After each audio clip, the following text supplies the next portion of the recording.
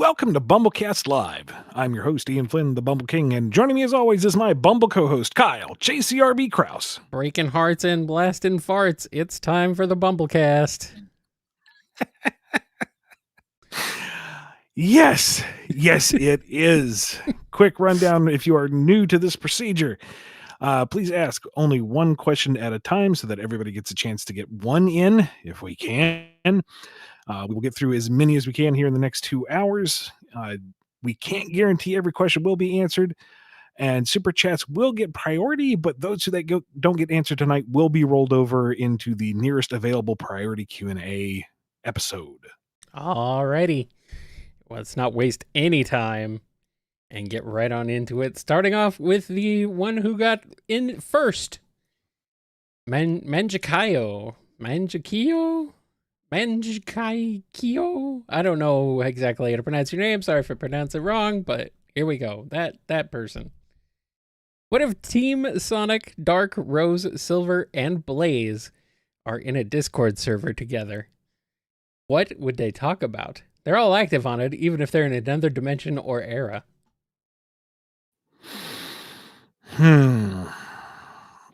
I think most of the conversation would probably be driven by like Amy and Tails and Rouge.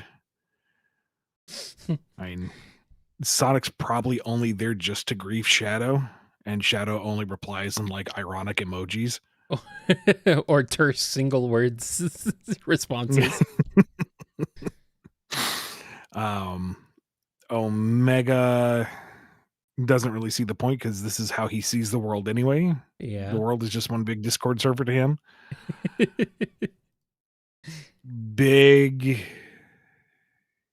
Saying Big doesn't know how to type is a cheap joke. Let's not go there. Big also replies in emojis, but they're always like wholesome ones and supportive ones. He'll always reply back with a thumbs up or a promotional thing. Or a single word like, okay. Cream doesn't get on too much because, she's got school during the day and she's not allowed online after certain evening hours. Yeah, and Vanilla's a good parent. Yeah. She's also too young, technically. Now, Blaze is unfamiliar with computers, so she's hunting and pecking. It takes her like a long time to reply, but when she does, it's grammatically perfect. Excellent. I'm glad. And Silver is still a little confused. You have to use a keyboard? You can't just think into the computer? What kind of backwater timeline am I in? He could just, like telepathically click the keys. You just tap on the keys, make him move with his mind. I mean, does he just not think of that? No, he does, and that makes him even slower than Blaze to reply. Oh, okay, fine. You just see Silver is typing for 30 minutes. It comes back, LOL. He's hunting and pecking very, very slowly. Really. Pick up a chair. That's easy. Hit a single key. That's rough. Yeah. It requires a bit more thinking, bit more precision. Anyway, we got a lot of questions, so let's go. Madam Mobius has a question. If Mania is now part of the main timeline, why does Eggman call himself Eggman? Wasn't it intended to be a split timeline from Generations, hence the Eggman name and the Phantom Ruby in Forces? I'm sorry, I'm not going to get into timeline questions anymore.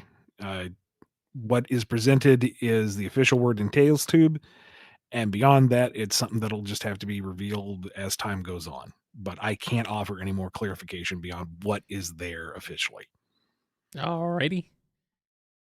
And here's one from James L. I'm writing a document on my own interpretation of the Sonic timeline. Would you guys like to see it sometime? Sorry, I cannot. That counts as fan content, and I'm assuming what we have on the books is locked in, but I can't run the risk of accidentally incorporating somebody's idea. That is not licensed by Sega. Yeah, no timeline questions. Sorry, folks.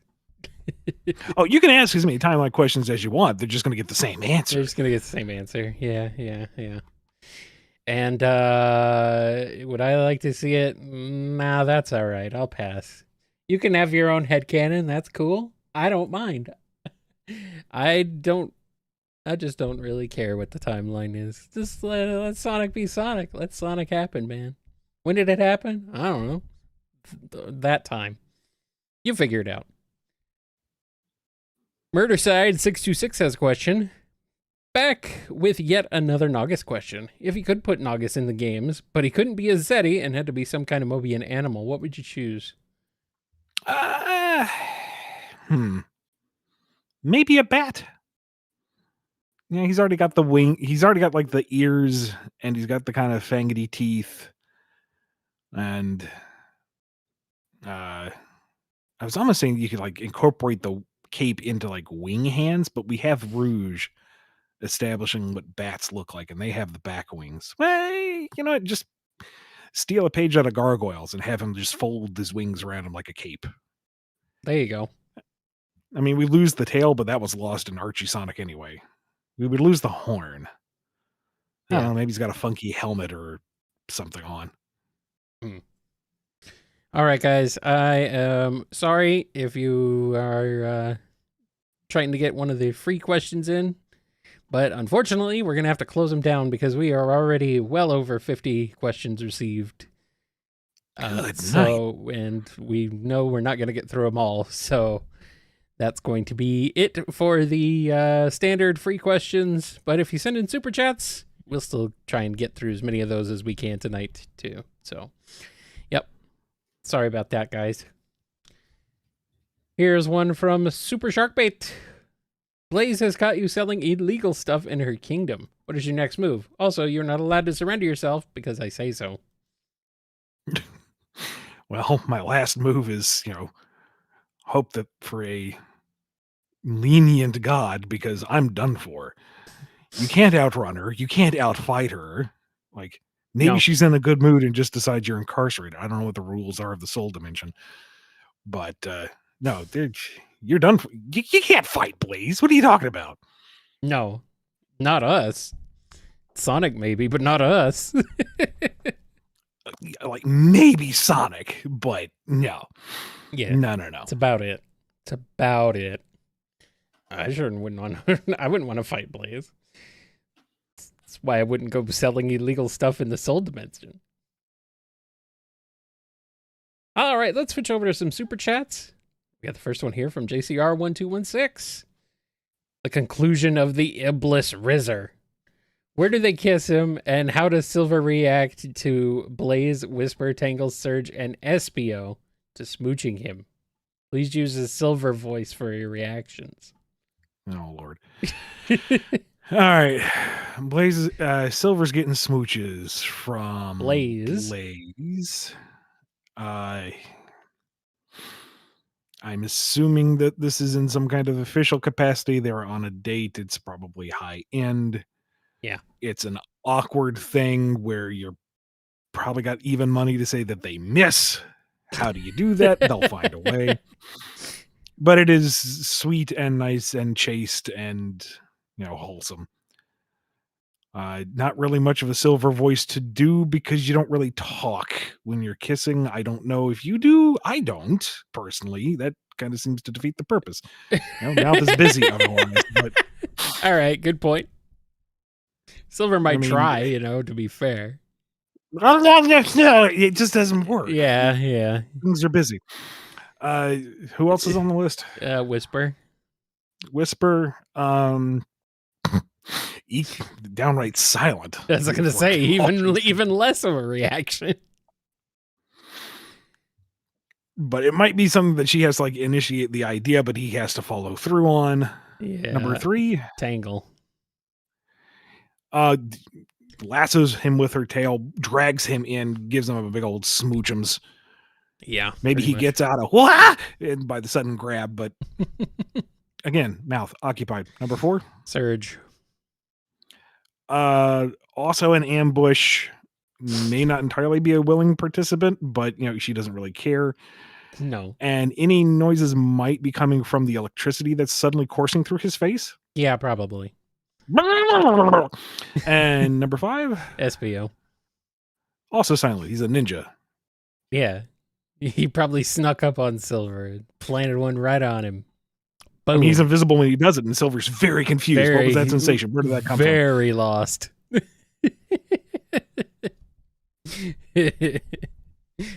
All right. Here's a super chat from Hero Squad. Is it true that Jet's only memory related to his father is cosplaying as him under the false impression that if he reminded his mother of his late dad, that she wouldn't abandon him? I don't think he's dead. What? I don't know. Where does this come from? Is this a fan idea? This sounds like a fanfic plot. Is this a fan? Is this fandom? Is this like something that the fandom came up with and now you're bringing it to us? I don't know. Or it's a very elaborate setup for a joke, but you've already told the joke. Oh, apparently it's from a BumbleKast. Apparently we talked about this at some point. We did? I don't remember. Well, I think we've also covered like over 1,000 questions, and it's March. We over 1,000 questions this year. Yeah, sorry, I cannot keep track of the Bumble continuity. Yeah, and apparently I said it. I can't remember what I said like a few hours ago, much less a few months ago on the BumbleKast.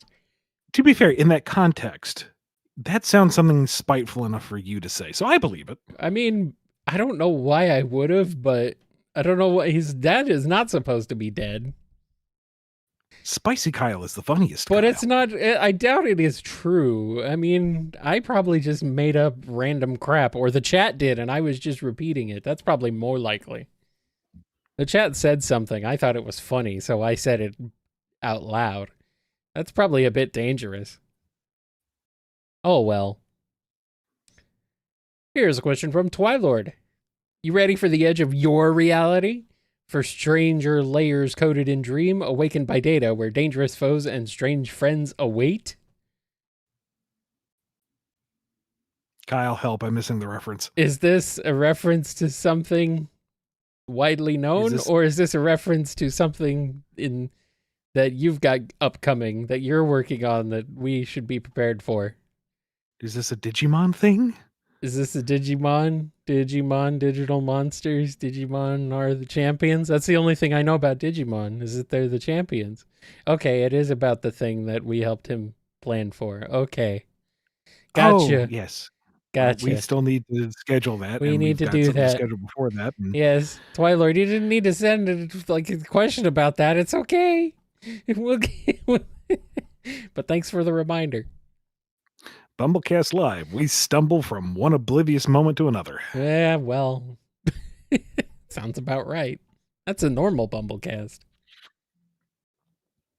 Here's one from Scruffy Matt. Ian, what exactly does it mean to quote unquote burger one's wife? As a recently engaged man, is this something I should know? Details, please, sir. Okay, that's not fair, Scruffy, because this is a BumbleKast Live. This is not BumbleKast After Dark.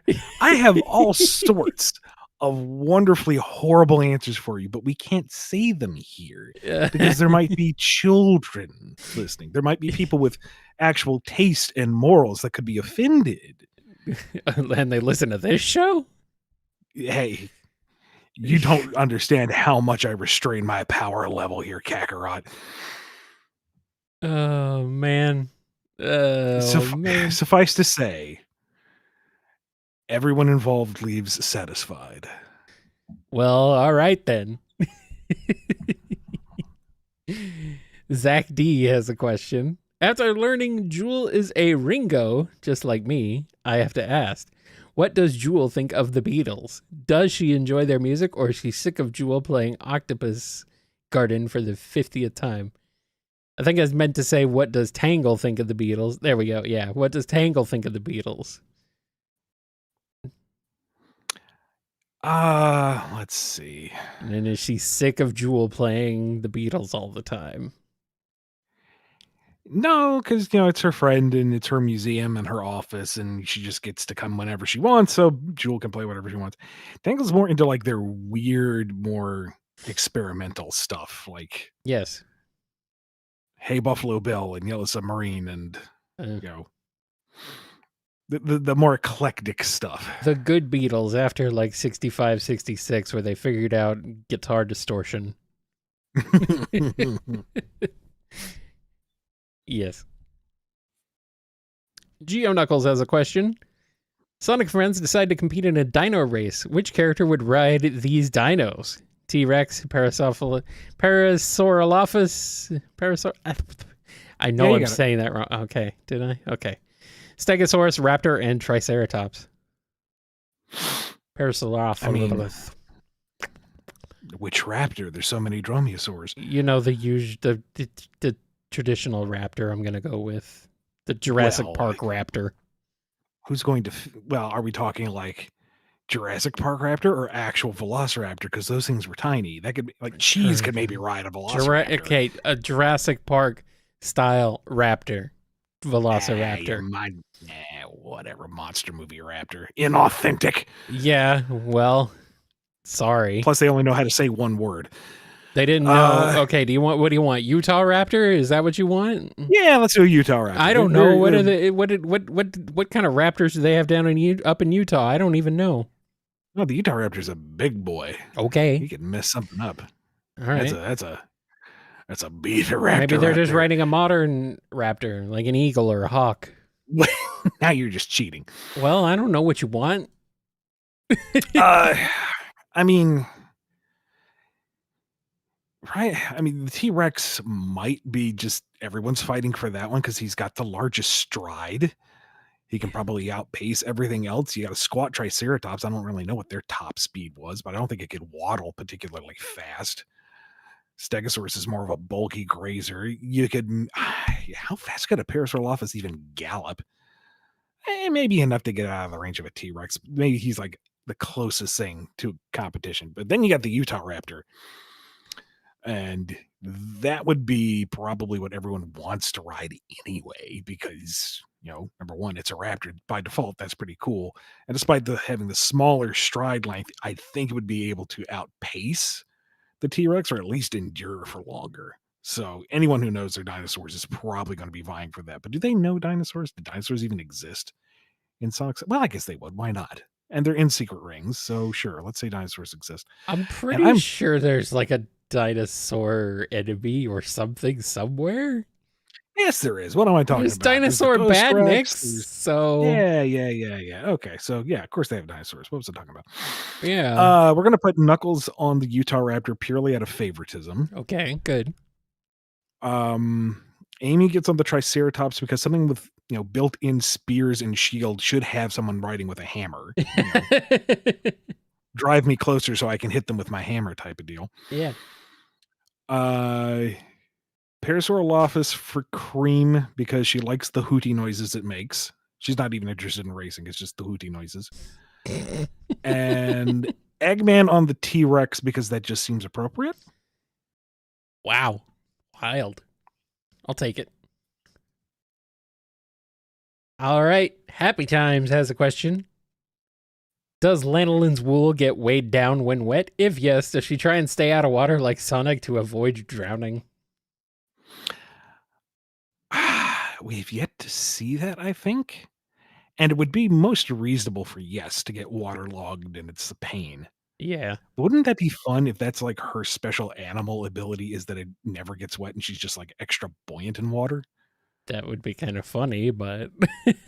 Like she has hydrophobic wool, so she's just like this floating aquatic ace. Weird. All right. Evan, if you're listening, please take that and run with it. You can have that one for free. Adam, if you don't like it, well, sorry. Adam, if you don't like it, too bad. No, I'm kidding. All right, let's switch back over to some standard questions. This one from Izanami. Shadow androids were going through Blaze's fire unfazed. They are said to mimic Shadow's skills, so is Shadow immune or resistant to fire? I think it's more that they're androids and they weren't necessarily programmed to go, ow, help, I'm burning. I guess. And to be fair, if you set Shadow on fire, he probably wouldn't react either. Even if he was internally thinking, ow, hot fire, he would just be, you know, powering through it going, True. I don't think Shadow cares. I don't think he cares. I mean, he's supposed to be immortal, right? But does that mean he can't be killed? Or does that just mean he would live forever.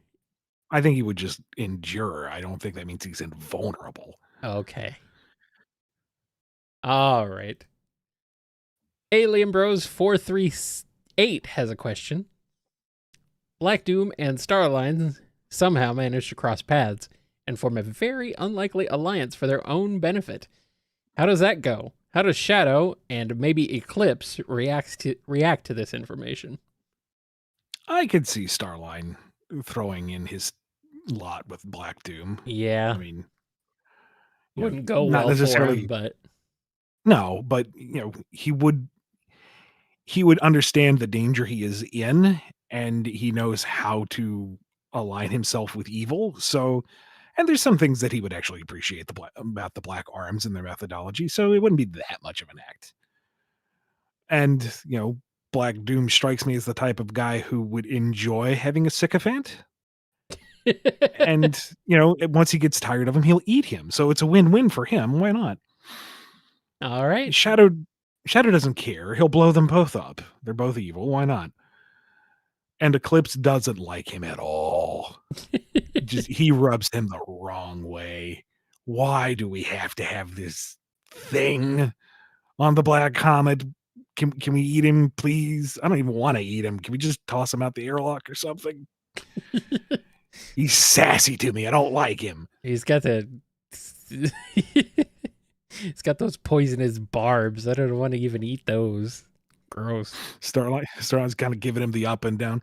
That's funny. I thought the revision was supposed to improve things. Oh no. Oh no. All right, here's one from D Guy. How would you write Starline and Infinite as a couple? They both have self-worth issues and were former henchmen of Eggman that use strange gemstones for power, so they have a lot in common. Purely superficial, but in a sense. God, they'd be obnoxious. God, because yeah, they would be awful for each other. They would be awful together. Mm-hmm. But then they would be violently protective of each other to anybody else. They are the most toxic of relationships. They're tearing each other down just to make themselves feel better. But the minute you step up to either one of them, they will fly to the other's defense. Yeah. Gross. I'm glad they're both gone. Well, as far as we know, Infinite's gone. Well, I mean, this is fiction. They could come back for all we know, but true. Maybe they'll come back as a fusion, Infinite Starline. Oh no. Don't put that evil into the world again. Don't you put that evil. Don't you put that Phantom of the Opera version of Infinite's mask on. Don't you put that evil on me, Ricky Bobby.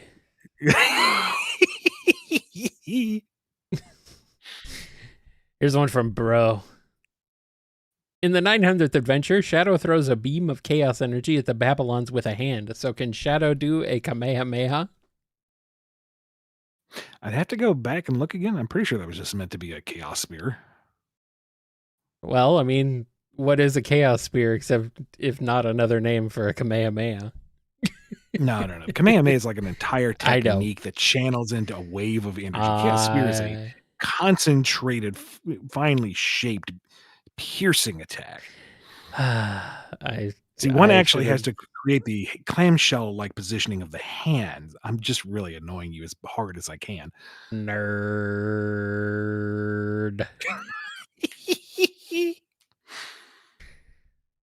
I say, as a nerd. Raphael has a question. Is Mania's Egg Reverie Zone related to Force's Null Space and Dream Team's Reverie? No. I'm fairly confident no about Null Space. I am 100% confident about the Reverie that Arium is in. Yeah, it's Reverie. It's not all hills are Green Hill. Not all reveries are Egg Reveries. All right, let's switch over some super chats again, starting with this one from Scurvy Pirate Dog. What if an incident happened and Amy got all the same powers as Sonic, being just as fast, having the super form, becoming his equal, basically? How would their dynamic change? How would Sonic react? I don't think their dynamic would particularly change. No, I don't think so. There'd be brief period of adjustment of, oh, hey, you can keep pace now. Neat. I think I mean, she's already almost as equal at this point. We've gotten. I mean, we've come a long way from the tag along stalker. They've reached a kind of personal parity. Yes. So now it would be, she's just able to do a little bit more on her own. Yep. And Switchell has a question. As someone who doesn't celebrate leap year, what does the holiday mean to you? Okay. Happy March 31st. As someone who doesn't celebrate leap year, what does the holiday mean to you? What leap year foods, traditions, and decorations do you do for it? Well, smartass. My leap year resolution Uh-huh. was to decide what that resolution would be on leap year. Unfortunately, I forgot, so I'll just have to wait till next leap year. Yeah.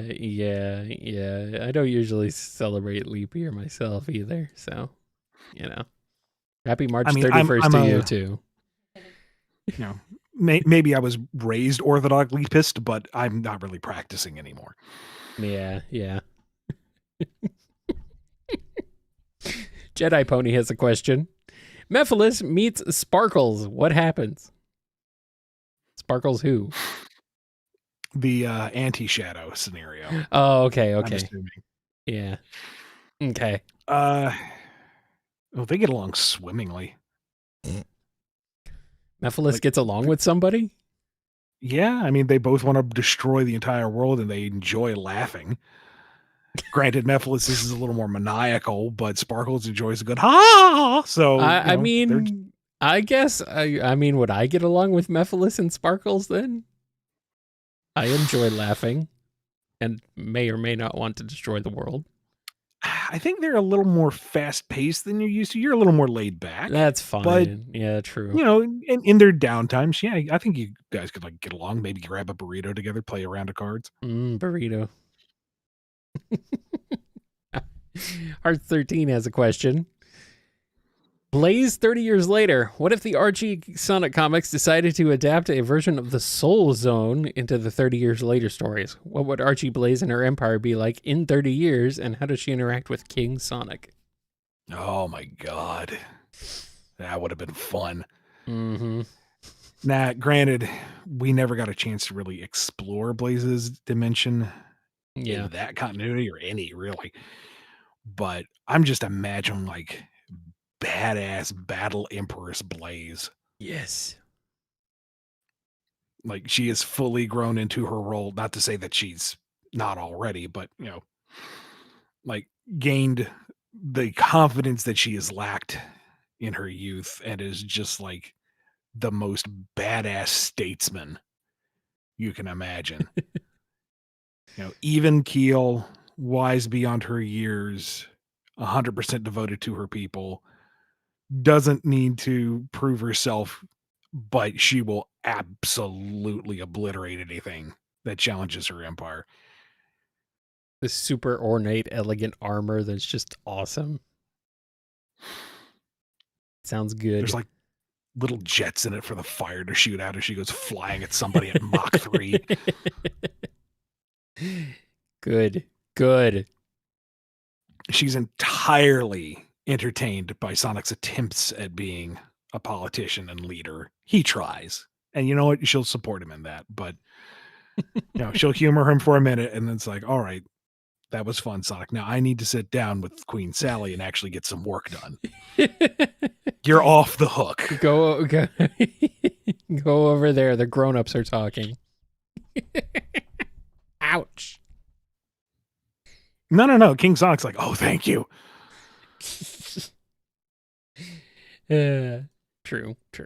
He gets to go play with his kids, Yeah, that's all he really wants. Sonic's a terrible king, but that makes sense.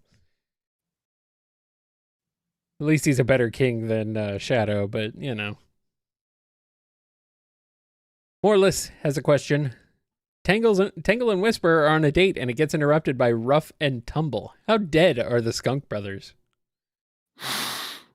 It starts off dicey, and, the only reason they aren't immediately dead is Whisper was promised to leave the variable Wispawn at home. No! What?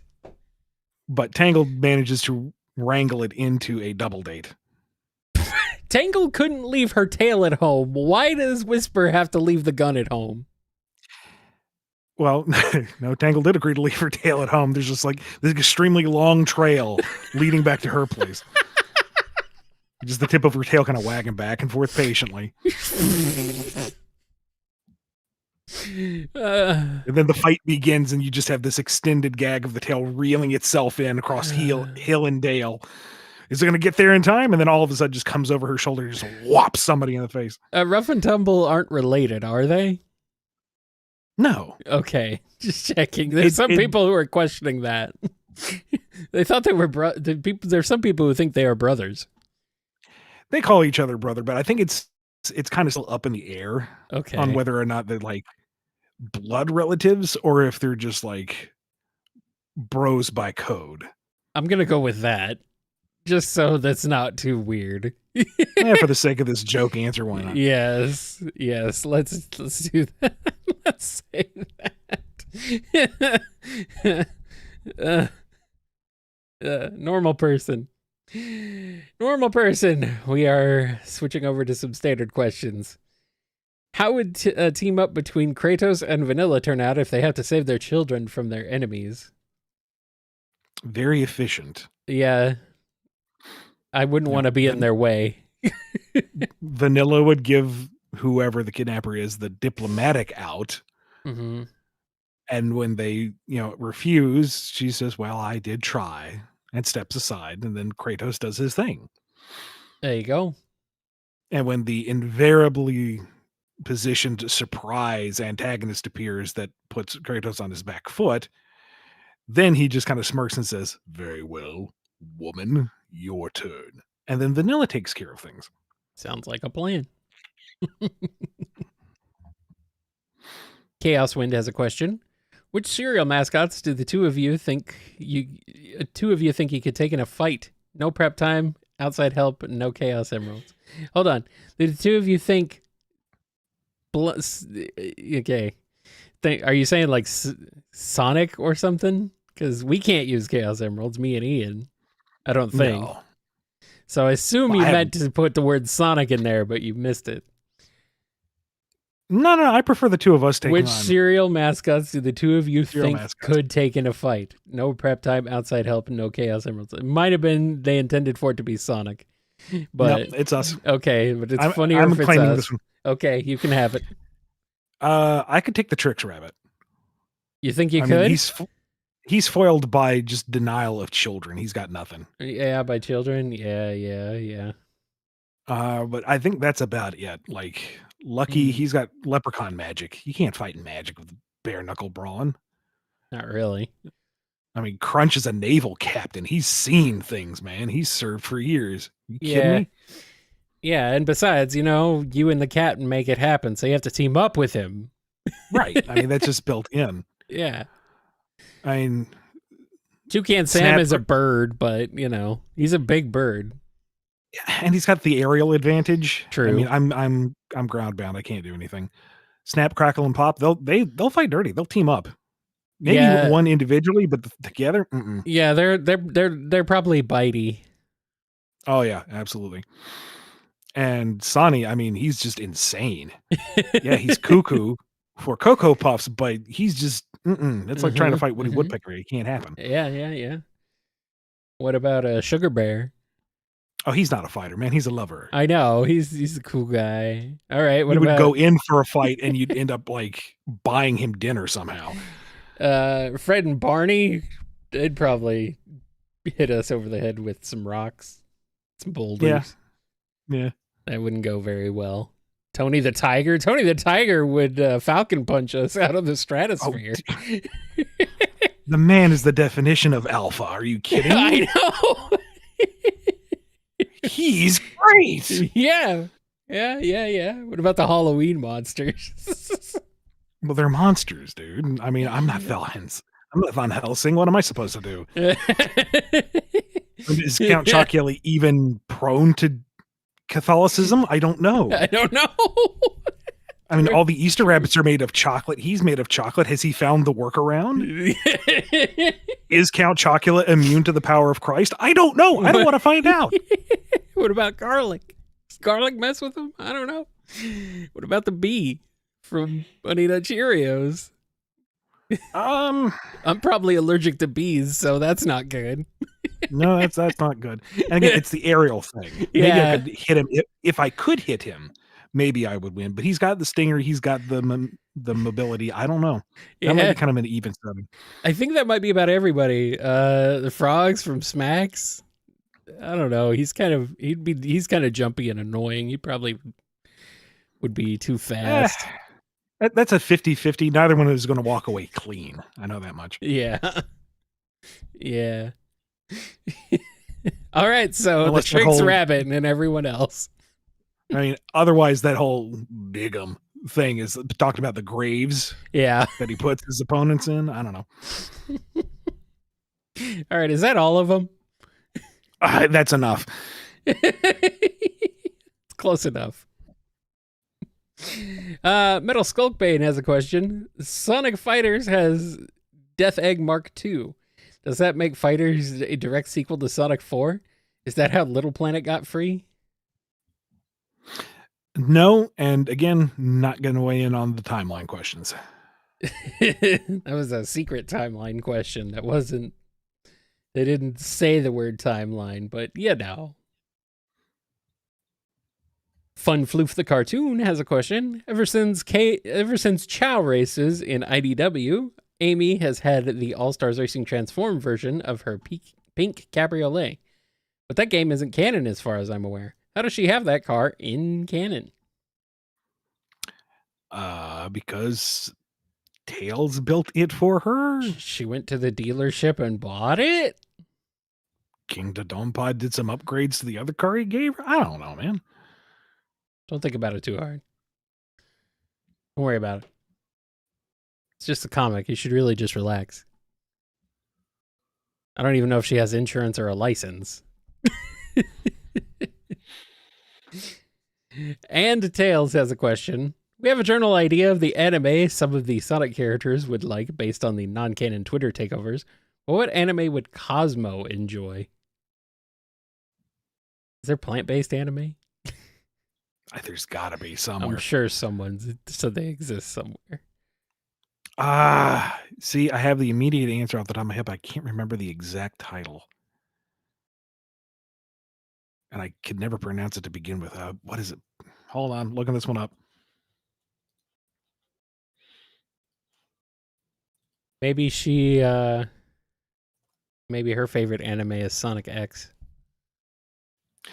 Revolutionary Girl Utena. Okay. Good old Utena. All right, let's switch back over to some super chats for a bit. Panda Cat is here with a question. How would you do an X-Men 92 cross IDW Sonic crossover? 92 or 97? I don't know. Is there a difference? Probably not much. Well, that's a whole other discussion to be had, but I think we know the spirit of the question. I mean, we've got to have Knuckles and Wolverine team up to take down Sentinels together. Yeah. Tails has to help Hank in the lab and fly the Blackbird at some point. Mm-hmm. Rogue has to accidentally tap Amy, and somehow she now has hammers, and she doesn't know how that works, and neither does Amy. She has hammers out of nowhere. They just appear. Boom. It's great. Perfect. I feel like I want to say we need to find some excuse for Eggman and Magneto to work together, but I think that's trying too hard. Eggman's working with Trask, and he's building egg sentinels. Mm-hmm. And that's the whole thing, is they're rounding up mutants to power the sentinels themselves. They're basically giant badniks, and instead of the small animals, you have mutants. There you go. There you go. Perfect. All right. Here's one from Lord Van Oscaro. How dangerous would Whisper be if she went full Frank Castle?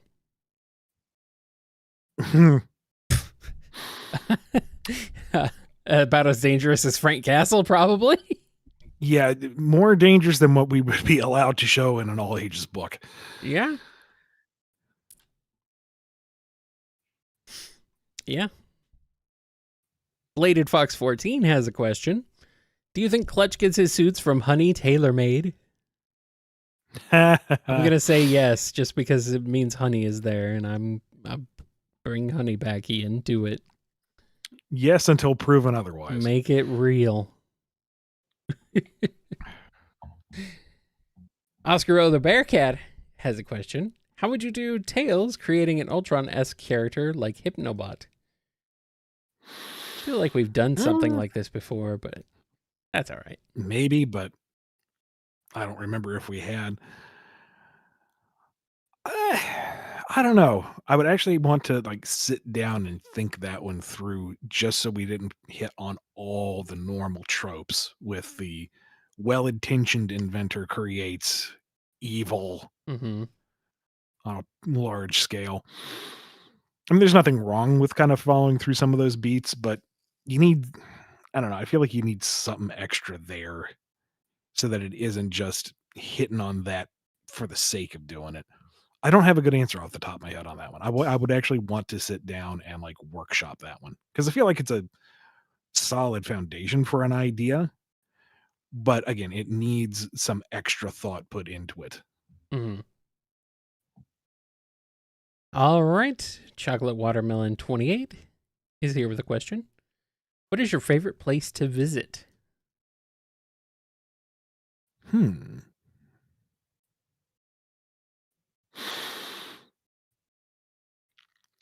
Maybe Niagara Falls. Oh, that was really cool. That was nice. I mean, the first time you go there, I was like, okay, it's a big waterfall. What's the big deal? And then I got there and it's like, oh, this is where the world just stops. It's not a big waterfall. It's a big waterfall. Like it was honestly awe-inspiring. And then every time after that, it's like, okay, I've seen it, I've experienced it, but it's still really pretty. Yeah, it It's was. still a sight to see. So Yeah, it was nice. that and I don't know if you can still go there. I think they kind of barred it off because people ruined it. But the Caledon Badlands out in rural Caledon, which is mostly hills and trees, and you drive through Caledon, you see the same terrain for an hour in just about every direction, and then there's just this one little spot where you drive too fast and you miss it, but it's like Arizona-esque Badlands, painted hills, banded sand. It feels like it's been transplanted from somewhere else. It's the oddest thing. And just Yeah. stepping out across, a wild bit of lawn and then boom, Badlands. It's like, what? It's surreal.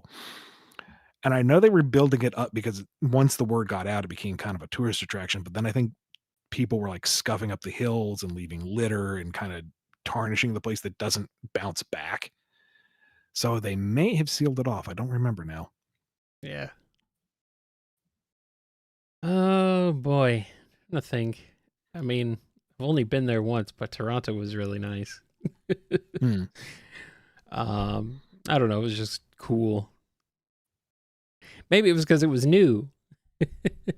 I mean, wow, I could go back to the Royal Ontario Museum, almost every day. That wouldn't get old. That was really cool, yeah. I'm just trying to think of like something. I don't know. It's hot outside. And a lot of time around the year, so it's like I don't want to go outside. It's too hot. Oh well. I'd have to think about this one a little bit more. And here's one from Tristan. Who would win in a Sonic Rivals free-for-all? Knuckles, Metal, Sonic, Shadow, Blaze, Silver, Jet, and Surge. Who gets taken out first? Who takes down the most opponents? And who's left standing? Let's see. If it's like an actual brawl, like straight up fight. Yeah. Jet is not in the same weight class as those other guys. Not even Surge. She's less than Surge even. Oh yeah, like he's a fantastic racer Yeah. and he can hold his own in a scrap, but if we're talking like a fight between these guys, no, he's a pillowcase. Sorry, Jet fans. Metal Sonic, I mean, he does not have the best track record against Knuckles or Sonic, and you have a Sonic Surrogate and Surge. And Blaze. Fun alliteration. And Shadow. Yeah, so and Silver. He would be formidable to be sure, but yeah, they're going to take him down. In all honesty, Silver should carry this fight. I mean, between Silver and Blaze, like if Shadow doesn't have a Chaos Emerald, maybe Shadow. There's no Chaos Control. If there's no Chaos Control involved, it really should go to Silver because Silver should be able to grab every single one of them in his line of sight and just punt them a country mile. He's gonna no use them all the way into the stratosphere. It's just, would he use his abilities competently is the question. And would he do that? I mean, I want to give my boy Nux high marks, but out of all of the ones that are still standing, he doesn't have any ranged attacks. He's not gonna be able to withstand them.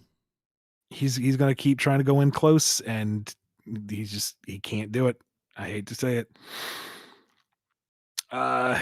Surge, if the others don't team up on her, she might play dirty enough to outlast somebody. Surge would fight dirty, yeah, that's the thing. Ah, God. Maybe it'd be favoritism to say Blaze. And Silver's got the highest power output, but he kind of has a history of getting punked, so... I don't know. Might come down to a coin toss between Shadow and Blaze. Not my favorite answer, but I mean... Yeah. It depends on who's most susceptible to Surge's biting. Surge will get very bitey.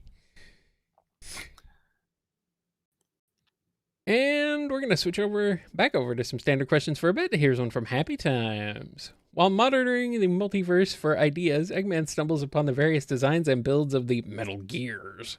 What does he think of them? Oh, are you kidding? He loves them. The fact that the Metal Gear Rex has a dedicated roar function? Are you kidding me? Roar. Yeah, that's funny. What does he think about the computer at the end of the NES Metal Gear, the original? It's okay. It's stupid. It's not mobile. No, want to make it better. Put it on some legs. And it does nothing. It doesn't do anything. It's useless. I always hated that. It's a very big computer, right? Sure. It's pretty sizable. There's something to be said for presentation. For a computer. But it doesn't walk, so... No, it doesn't do anything. Oh, man. How did they think that was acceptable? I don't know. They thought a lot of things were acceptable back in those days, I guess, huh? They didn't think anybody would get that far. That's probably what it really was. And they were probably right. All right, here's one from Blah6. The adventure game we've all been waiting for was finally announced, Tails Adventure 2. If you could add any characters, who would they be? Cosmo as his girlfriend? Fiona as a boss fight? No, okay, so Tails Adventure 2. I'm just assuming the Battle Birds come back because they're due. Keep the Metroidvania-esque thing where you're using your flight and your gadgets to navigate the maps and unlock new paths. I mean, really, do you need anything more than that? That's just really cool by itself. Maybe a couple of cameos from other characters just to expand on the world and the lore. Like maybe Rouge is investigating the battle birds for the Sega gun. Maybe Wave is involved as some kind of rival, friendly rival, not so friendly rival, tech rival of some kind, just to diversify from just Speedy. Maybe Cream is involved, so you have another flying character that can act as something of a protege to Tails. And New Game Plus mode, she's hard mode because she doesn't have all the gadgets and has to rely entirely on Cream. I mean Cheese, because they look so much alike. It's easy to get them confused. Chaotix is a comedic bonus option. I don't know. I just want Tails Adventure 2. That would be fun. Let's do it. Well, I can't, but Sharky the Gaming Shark is here with a question. Is Blaze only able to travel between her and Sonic's dimensions, or is she able to travel to places like Aqua Planet, which is, at least by the Sonic Chaos Manual, in its own dimension, too? To be determined, I think is the safest answer. Maybe we'll find out someday. Maybe we will not. Scrapes has a question. In the background of Tingle and Whisper #1, there's an old chameleon lady. So does SBO visit his grandma in Spiral Hill often? And does Grandma Nin show baby pics to the Chaotix and Tingle? Yes, and of course. This is a fan idea, dang it. But you know what? It's a good fan idea, so.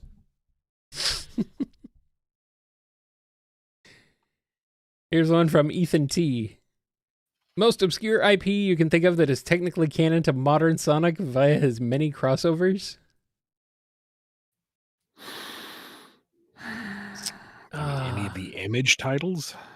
Yeah. Yeah, I'm going to go with... I'm going to say The Lost Ones. That's pretty obscure. Here's a question from Pedanticat. Wait, hold on. You had a super. Nah, you don't get another one. Here's one from Darker. Why Sonic don't take Excalibur? The story is doomed as it was, says by Merlina, and he rightfully owns Excalibur. That way he could have his own thing, since Shadow can do everything he can do. Maybe Excalibur can't leave the book? That would make some sense. It is in the book. Bone Needle has a question. When Egg Memo 11 mentioned a radiation affecting the ancients for eons, was that meant to allude to the Master Emerald? Maybe. Uh-oh. Lore revealed? Knowing smile? Hashtag? Maybe. You didn't hear that, Sega. All right, we're going to go back to Super Chats. Here's one from Hedge. Isn't it kind of crazy we've never seen Sonic's Japan? Like, for a place where SBO is presumably from, we've only been to their China and SEA. I mean, there's a lot of other places we haven't been to. Yeah, you've never been to Sonic's Arizona. Really? I guess maybe Mirage Saloon kind of counts. Vaguely. I mean, I get where you're coming from. I don't mean to be flippant, but I don't know. It's, thinking about it is a little weird. I mean, we did have Empire City. That's about as Americana as you can get. True, yeah. And then we had sort of the Italian style. French. Yeah. I don't know. Well, maybe you should do something about that, Ian. CK has a question. First ever question after watching for a few months on YouTube. Hey, welcome. Sonic, Tails, Knuckles, Amy, and Cream, the Advance crew, hear Weird Al Yankovic parodies for the first time. What are their favorites? We're assuming that they know what the original songs are based on. Yes, let's go with that. Maybe they like some of Al's originals. Maybe they do. Maybe maybe one of them, somebody's a fan of Albuquerque. I don't know which one, but I'm a fan of Albuquerque. That's mine. It's a great song. Let's see. Sonic finds it amusing. Yeah. Nothing he's gonna go out of his way to listen to it again, but some of the wordplay is kind of cute. He digs it. Tails appreciates the technical level of parody here. I think it's not just silly songs. He puts together some serious music. I think Tails is all about the Pentiums, baby. Oh, he absolutely is. Amy, yeah, sure. She would enjoy pop music, so she thinks the parodies are fun in their own way. And Cream is too young to know what most of the source material is. It makes everybody else feel old. No specific song favorites for them, though? Dude, I'd have to go through the entire bloody catalog. I can't do that off the fly. But you know what? We'll just say Knuckles knows Albuquerque by heart. Yeah. He really gets into the part where they fight over the snorkel. Yeah. Yeah. I like that. Can't take that snorkel. That snorkel's been like a snorkel to me. Actually, you know what? Maybe Tails' favorite would be Hardware Store. Another excellent track. Yeah, and that's not a parody, so, you know, it doesn't have to know the original, because that is the original. All right, we got a question here from Bug. How would you want to incorporate Belle into IDW alongside Mr. Tinker in issue 5, and how do you imagine her inclusion would affect later arcs? Sorry, wind that back. How would I incorporate Belle into IDW? How would you want to incorporate Belle into IDW alongside Mr. Tinker in issue 5? And how do you imagine her inclusion would affect later arcs? Like if she were around earlier when Mr. Tinker was a thing. Yeah. Sorry, she's been around so long. It's like she's always been there. No. Like, no. No. I mean, narratively, yes, but presentation-wise, no. She would have been there to make a stronger case for Mr. Tinker being Mr. Tinker. You know, he built me. He is clearly my father figure. He is not the man you're looking for. And maybe she's the one kind of standing between him and Shadow in the very end saying, please don't hurt Dad. And Shadow's like, conflicted feelings. Yeah. All right. Shaylin Sonic fan has a question. Looking for a greater challenge, Shadow seeks out Big the Cat, and together they go through a series of trials and tests to see who is superior. How badly does Shadow take the L in this situation? Very badly. And he's a sore loser. I've come to challenge you again. Again? How many times do I have to teach you this lesson, old man? Wait a minute. Shadow's or Big is the omnipotent god. Why is Shadow the old man? He's 50 years old. Okay. Well, yeah, I guess. Plus however long he was on the ark. Before they put him to sleep or whatever. And Shadow has a very high opinion of himself. He, really doesn't like the fact that he still can't measure up. He strains, he tries, he's the ultimate life form. Why can't I overcome you? Because you merely chaos control. I chaos command. I'm being told Big's only 18. Yeah, that's what he tells you. 18 in this life. 18. Not years. 18 centuries. 18 in cat years. Thanks, chat. No, he's in his 18th age, not the age of 18. 18th age. Yeah. Okay, there you go. Perfect. 18 eternities. There we go. Onyxodon has a question. Which Deadly Six member would you redeem and why? Oh, none of them. That's what makes them fun. I know, with Deadly Six. What are you going to do? Not have 6 of them and not make them all deadly? I mean, you could replace one, I'm sure, but With who? I know that they're not the most popular villains, but something that is appealing about them is that they're just irredeemably, unquestionably vile. Yeah. And so is Right? Eggman, to be fair. Yeah, but Eggman you kind of love to hate him. He's affable, he's charismatic. He's a good father. There's some that we know of. There's some hints of cuddliness to him. Sure. He's got a fantastic mustache. It's fluffy. The Deadly Six are just bad, and that's what makes them so good. They can do bad things, and they don't need a lot of setup, and you can beat the snot out of them without remorse. They're great in that regard. Yes, they're made of dodgeball material. It's fun. Like they're just, fringe free antagonists, and they're great in that way. Yeah. And I'm being told that you have already redeemed the Deadly Six. Not necessarily the way that was asking, but sure. We'll go with that. Of the Stars has a question. Would Zavok make for a good therapist? In the Bad Guys miniseries, he gave Starline great loving advice about being better, so surely he could help me with my breakup issues too. No.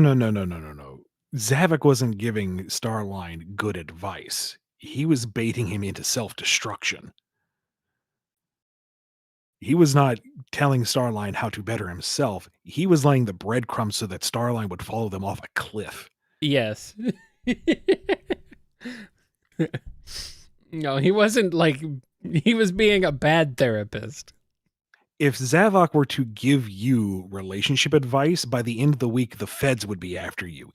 Not a good therapist. Not at all. Do not take any advice from Zavok. Do not. Never. Maximum Warp has a question.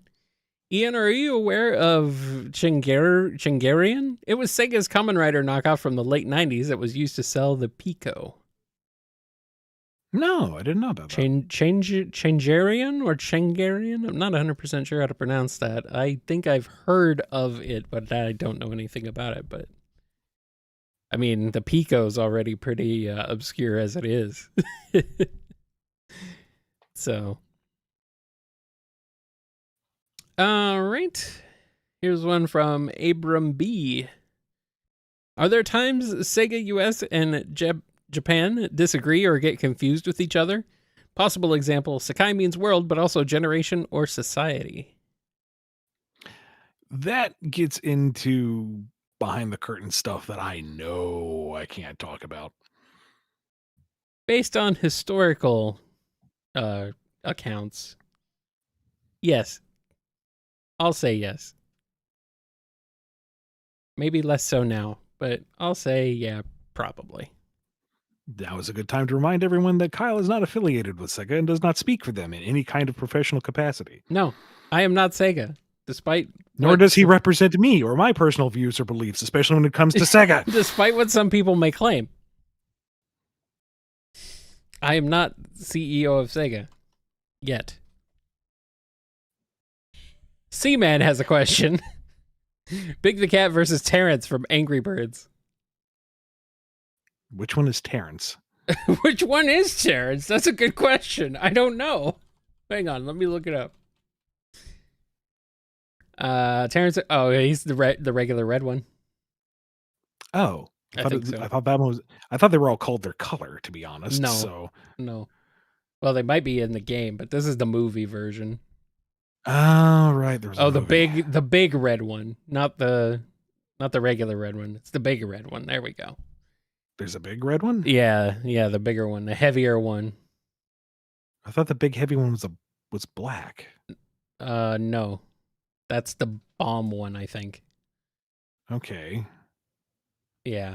The red one. It's Well- just a big red one. That's he acts like the normal red one. He's just heavier.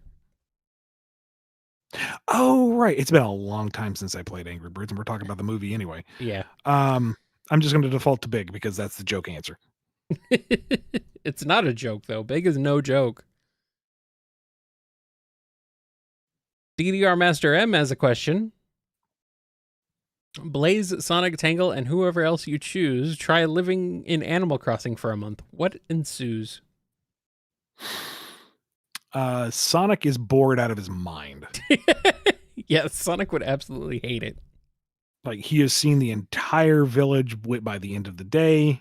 Folks are lovely here. That's great. He had a grand time. See you later. He's going to just run along the train tracks and go home. Blaze needs some time to adjust. She's not used to this pedestrian lifestyle, but there's a community to be led, and she will do so. And also, Isabelle is the best person to ask for help on this. So yes, she will have this place in tip-top shape in no time. Tangle is like an Animal Crosser villager right there. She's friends with everybody. She does all the chores. She has her custom patterns all over the place. She is like the premier villager. Yeah. I can see She that. is so good a villager that Tom Nook waives the mortgage. Oh no. But she pays it back anyway. Okay. Good. Anybody else? You want to throw We'll in? keep it to that. We have so many questions. Let's keep it to those. It's true. We do. And here's one from Sonic Mania 2099. If Worlds United had a third battle book on what if fights, what would those fights be? Sigma versus Lyric, Boom Sonic versus X, Silver and Blaze versus the Mavericks? I honestly don't know. Probably wouldn't have been anything more from the Boom universe because we were very restricted in what we could use with that, sadly. Yeah, like you couldn't use Boom Sonic and stuff. But I guess it would just be more. Maybe it would have been a good opportunity to, really play with all the Capcom and Sega IPs in the third act. Let them have some fun dynamics. Mm-hmm. Maybe a Sonic and Alex Kidd team up.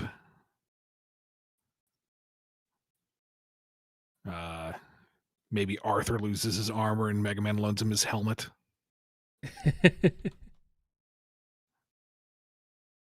Yeah. Have Cream commanding Gormagala.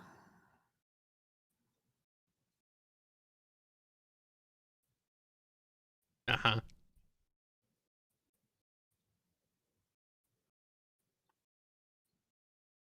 All right. Oh, this one's a repeat. Okay, they asked it. All right, I see what they did. All right, we'll just skip that one. Supersonic fan has a question. What if Rough and Tumble ruled the world?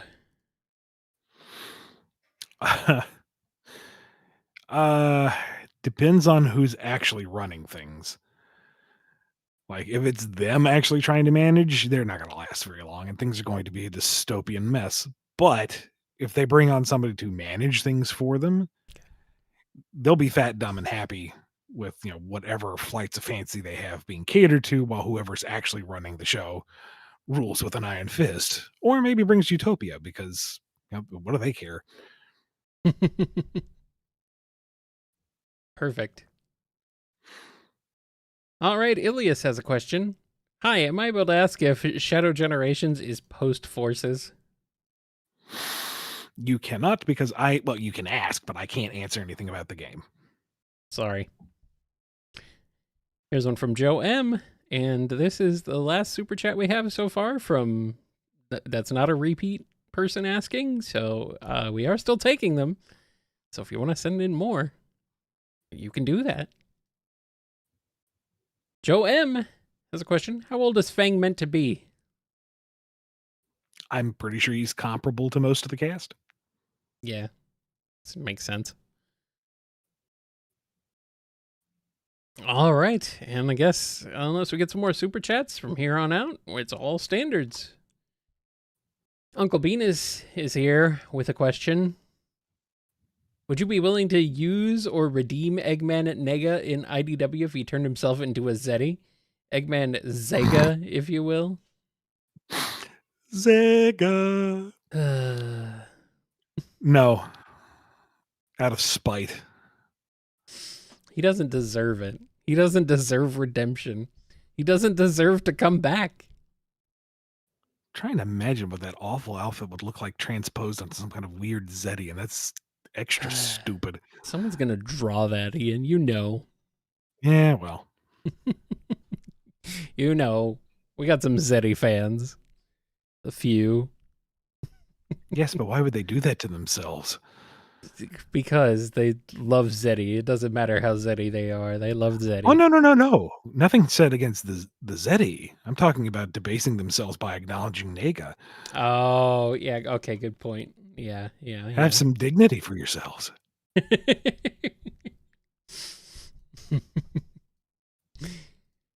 All right, here's one from Strawberry.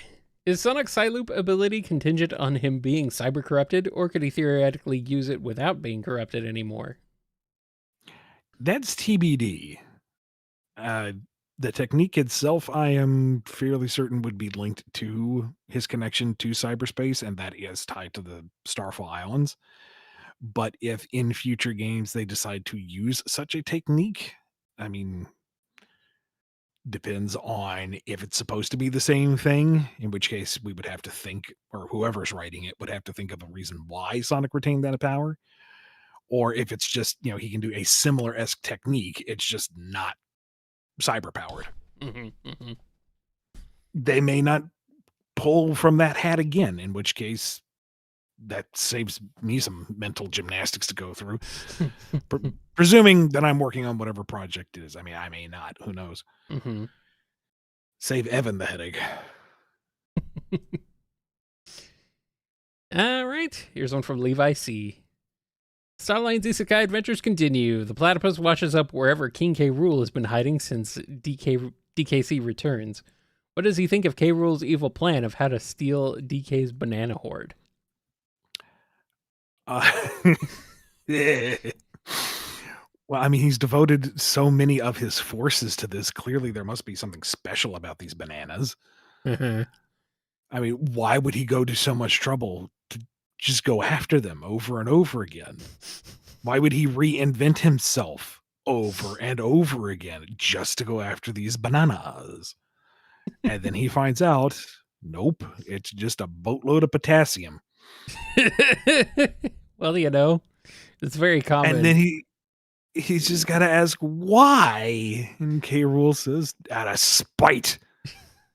Well, And just Starline stares off into the middle distance and then just smiles and goes, "You're inspirational." Potassium deficiency is very common in people, so maybe that's why. Maybe. He wants to be healthy. Which is weird, but all right. The Last Baby Man has a question. Mina Mongoose encounters Mordred Hood, the Cobra, in a conflict between the Freedom Fighters and the Eggman Empire. How messy does it get? Okay, so Oddly specific. Yeah, so Mina Mongoose fights Mordred Hood. Oh, because it's a mongoose and a cobra thing. I get it. I get the joke. Yeah. We're going full Ricky Tikki Tavi here. Yeah. You know what? She wasn't ever really like a combatant, but she's heard stories. She knows he's a jerk. She's got super speed. She can just like zoop up behind him and knock him over. Bop him. What is he going to do? Try to hypnotize her when she's running fast enough that she can't perceive his hypno powers? Nah. Spineless, sniveling little snake dude. He deserves to get his face just stomped into the mud. Go, Mina, get him. Oh, man. The mongoose just has no chill. Just does not care. Snake is dead. All right, here's one from Fire. Shadow fought Enerjack Knuckles by removing 2 limiters. However, it's shown he can remove up to 4 limiters. How would the fight have gone if he removed all 4? I mean, even more collateral damage. Planet busting power. Maybe that's why he didn't take off all 4. Yeah, you've got Chaos Shadow and then you have no Chill Shadow. So normal Shadow.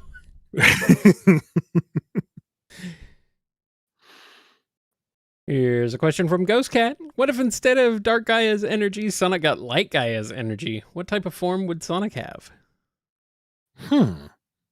Light Spine Sonic. He just shrinks down to a tiny pink version of himself. With wings? Oh no. Oh no. We don't need that. He's obnoxiously sprightly enough as it is. Dude. But Michael B has a question. The Spanish dub of Sonic Frontiers has the end sharing the same voice actor as Big the Cat. So what would happen if Big came into possession of such ungodly power? Wait a minute, hold on. Big already has possession of that ungodly power. No, he has godly power.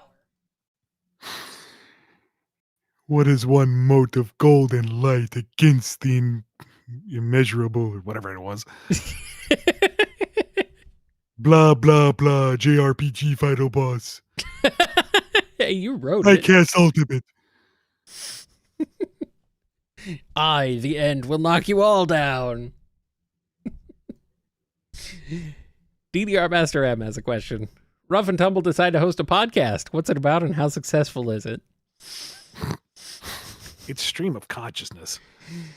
Like, they may have topics to start off with, but it just goes off the rails within the first 15 minutes. They get all the guests you hate and fawn over them like they're the best people in the world. They end up, devolving into name-calling fights by the end of every show, and it ends with them knocking all the equipment over as they go into fist fight. And then the next episode starts like nothing happened. Exactly. Be a terrible podcast. There's a certain degree of joy to be had from the self-destructive idiocy. It would be a terrible podcast, which would make it extremely popular amongst a certain crowd. Talkord Rooster has a question. We know that for Amy's birthday we got Murder of Sonic the Hedgehog, but how would Rosie's The Murder of Scourge the Hedgehog play out? She'd be the one who murdered him. It'd be an actual murder mystery. You find Scourge's corpse, and it's like, okay, who finally did the deed? And it was Rosie, obviously. Maybe Except that's it wasn't. Rosie's looking for who beat her to the punch. Yeah, there you one of the go. options is she's so freaking crazy she did and forgot. Oh man, as it goes full on Phoenix Wright. That would be great. Here's one from Lord Van Oscaro. Would movie Witchcart be kept at witch or be a scientist studying magic like Dr. Sivana in Shazam? Maybe? I don't know, man. The movies have been plotting their own course outside of what I feel like I'm too Sonic centric in my mindset. I think of it as here is what Sonic means, here are Sonic's rules, this is what Sonic is. And the movies are like, yeah, but what if we did it this way? It's like, well, okay, All right. do it that way. See if I care. All right, one from the Saxon. Out of curiosity, do you know how long the free question list is? Have you thought of just saying no more free questions?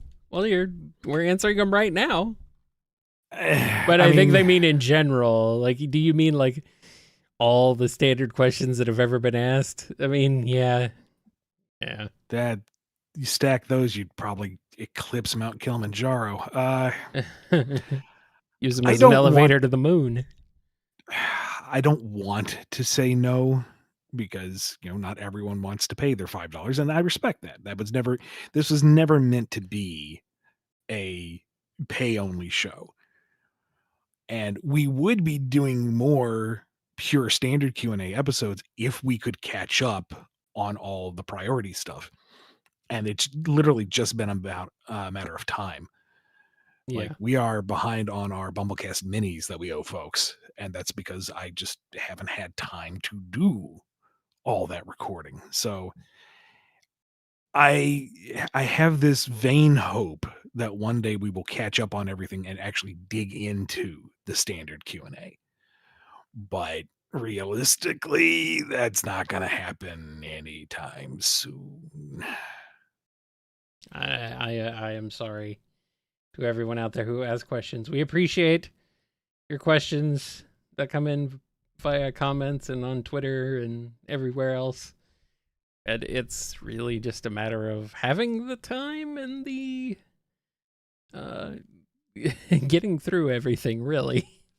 It's tough. So thank you for your patience, and hopefully if we don't answer your question specifically, someone else will ask a similar enough question that, maybe you can go with that. Or, check the master list and maybe it's already been asked before.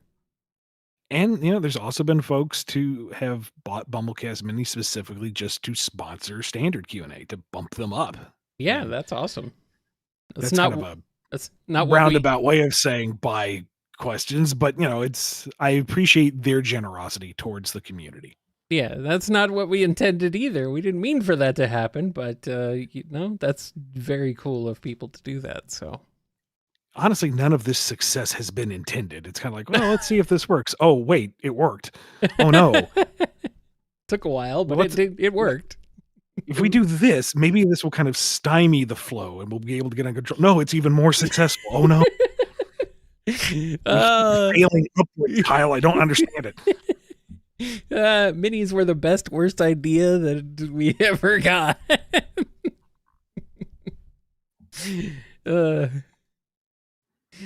Oh, well. We're doing our best. Thank you for your patience. If you are displeased with us, I am sorry. It is just, we're doing what we can. So bear with us.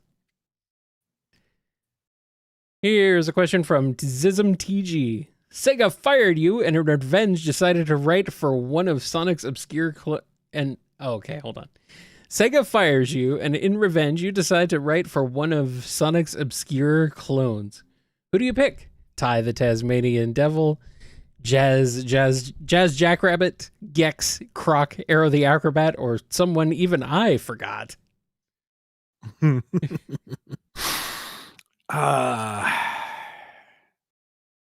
Awesome Possum. Wow, Woody. I don't know.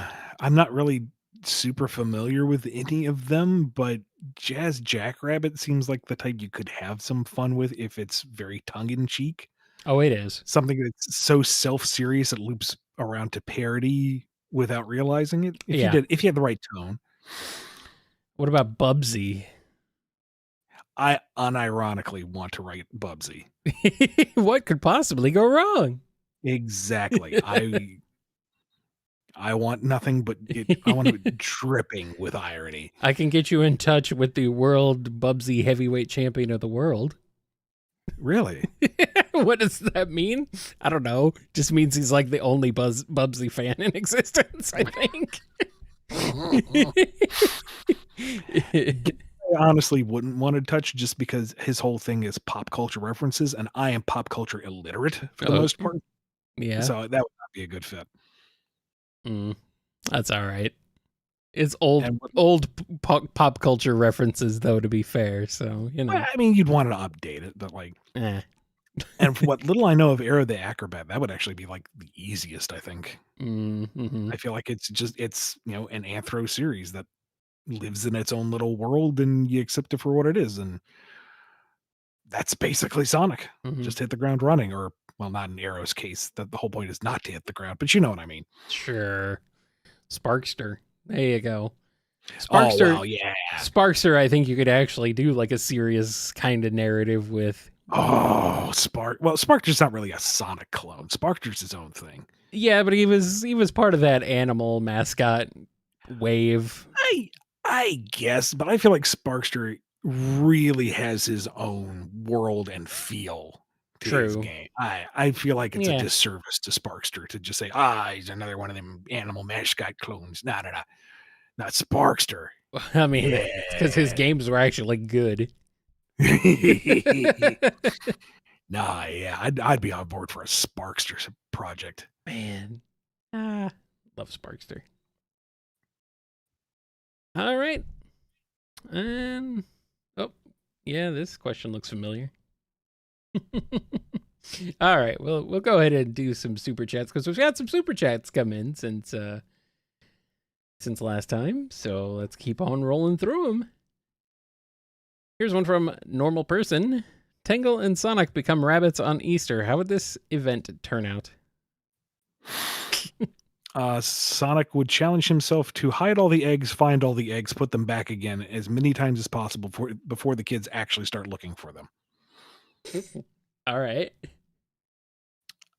Tangle would hide the eggs and then just be too gleefully eager for the kids to find them and help them to the point of just showing them where they are. Well, I guess.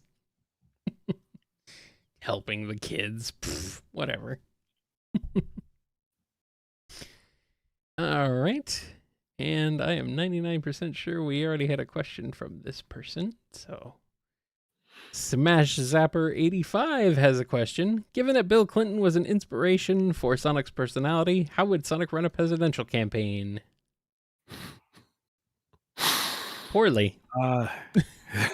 Purely on charisma. What is his stance on anything? What are his policies? What is his voting record? Who cares? He's just the kind of guy you could get a chili dog with. Sonic's getting impeached. I got speed, Cade. It's jolly and jam time. Yes, that's definitely where they got all of Sonic's catchphrases. Obviously.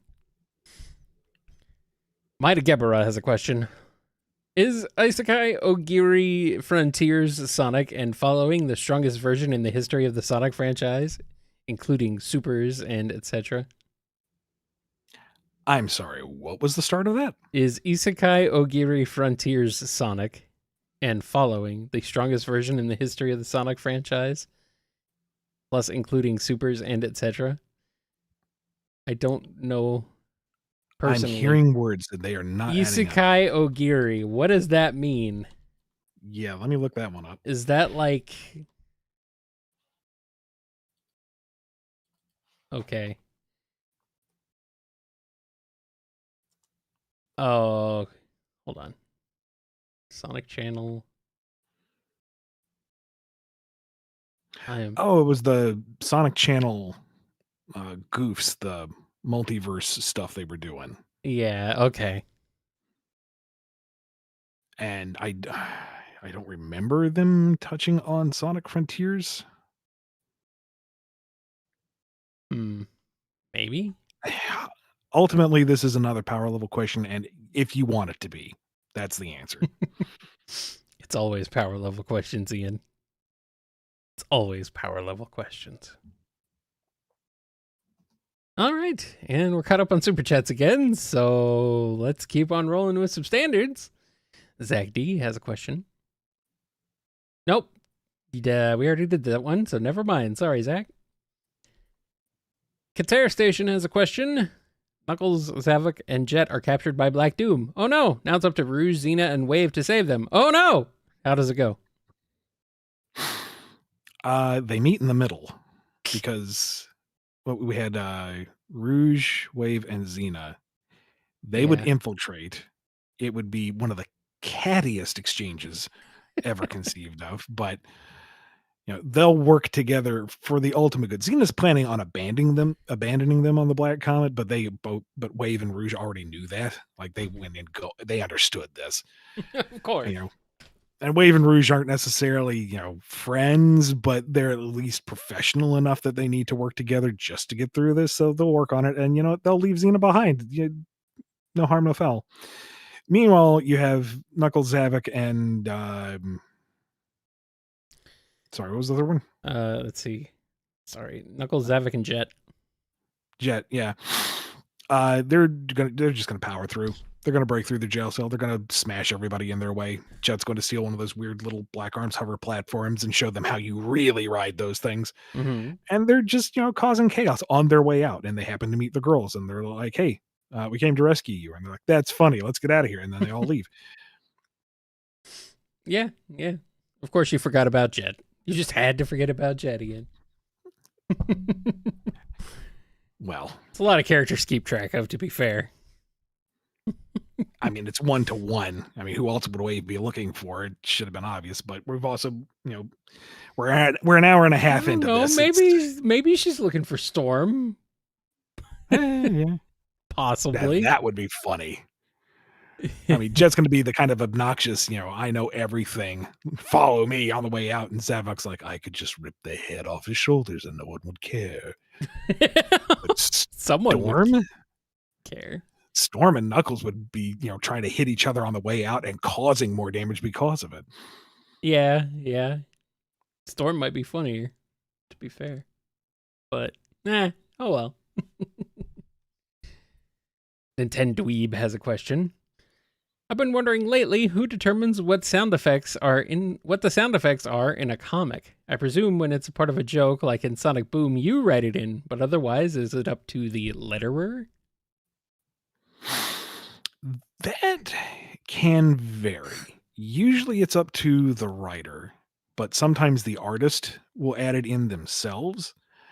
And sometimes the letterer, especially if they are a graphic designer on the side, will add in as they feel appropriate. Like in Tales of Aether, I'm usually very minimalistic on sound effects because I feel they're more distracting than they are conducive to storytelling. To me, it never feels like it very rarely feels like it is conveying a sound. It's more like a distracting word. It can be done correctly. It's just not my personal preference. And so I didn't really have those in the scripts for Tales of Aether. But, shoot, who did the lettering on that? Oh, I'm drawing a blank. I don't know. Was it John Workman? No. Maybe. Oh, I feel bad about forgetting. Anyway, he went above and beyond with like the lettering design and everything. And he added in some sound effects that really did actually add to the moment. And I was like, oh, hey, that's how it's supposed to be done. Well, there you go. All right, Asta K has a question. In Dragon Ball Fusion, there is the Maxi Fusion, which is a 5-way fusion lasting 30 seconds. How would the fusion of Sonic, Shadow, Knuckles, Silver, and Blaze? And that's it. It cuts off.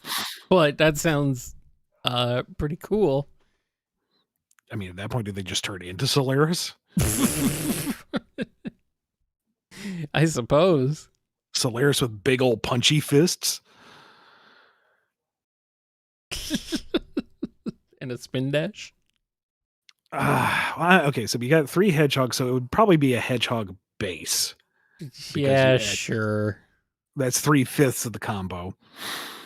With some of the most hilariously fractal spines going on. Mm-hmm. But with Knuckles' big pointy fists mm-hmm. and like the fluffy wrist and ankle and rough stuff from Blaze and fire powers, just general fire powers, it's kind of given. Mm-hmm. And like every punch is like a lightning fireball.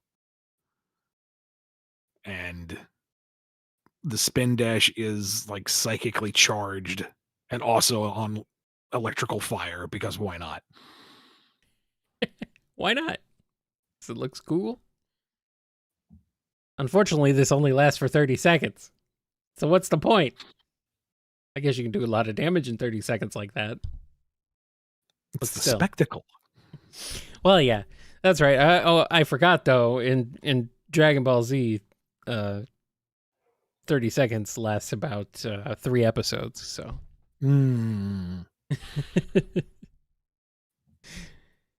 All right, Anime Lover 3819 has a question. I recall you saying you don't know why Silver is Galahad. I think it's due to him being from the future as Lancelot's son and being among the strongest in the group, Galahad being his dad's equal.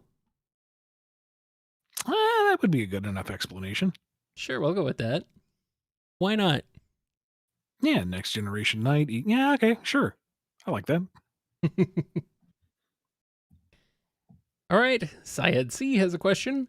Sonic must put the lingering spirit of Maria Robotnik to rest, similar to the Cocos/Ancients in Frontiers. How does that play out? He leads her back to Shadow so that they can have a heart-to-heart and she can have a proper goodbye. There you go. And Instead she can, of, a gasping, desperate plea, please make the people of Earth happy. Bang! That's not a good note to end on. yeah, and then So, she can like clarify what she meant by that because clearly Shadow took it wrong.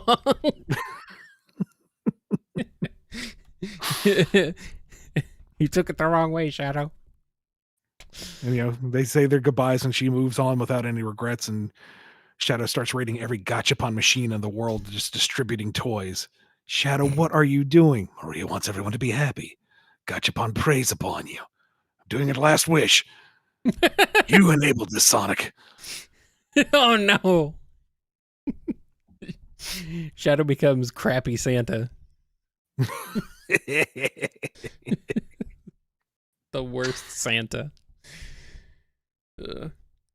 All right, Cherry Sapphire Cherry has a question. Trip's story is just Knuckles' story in Sonic Triple Trouble, 3 and Knuckles, and Adventure. Is there a reason for this? An intentional thematic parallel I'm missing? Or am I just not supposed to bring that up? I'm sorry. Wind that back. Trip's story is Trip's story is the just same as just Knuckles' story in Triple Trouble, 3 and Knuckles, and Adventure.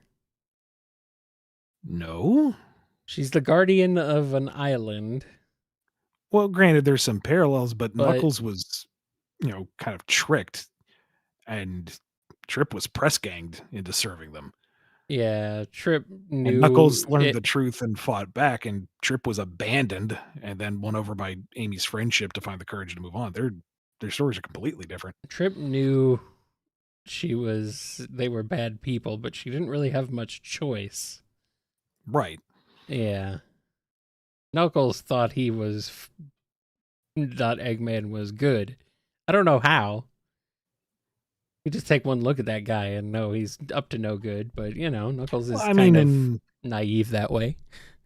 In Sonic 3 and Knuckles, he had no experience. There was naivety there. And Yeah. Triple Trouble and an Adventure was more of outright trickery. True. But Trip was never tricked. She knew she was in a bad situation from start to finish. Yes. She probably deliberately sabotaged some of the stuff, didn't she? I can't remember exactly. Oh, no, she was just klutzy. Oh, well, All right, here's one from Sean O. What are y'all's favorite words? Kumquat. Gazebo. Supercalifragilisticexpialidocious. Bulbous Bouffant. Oven. Soliloquy. Chip.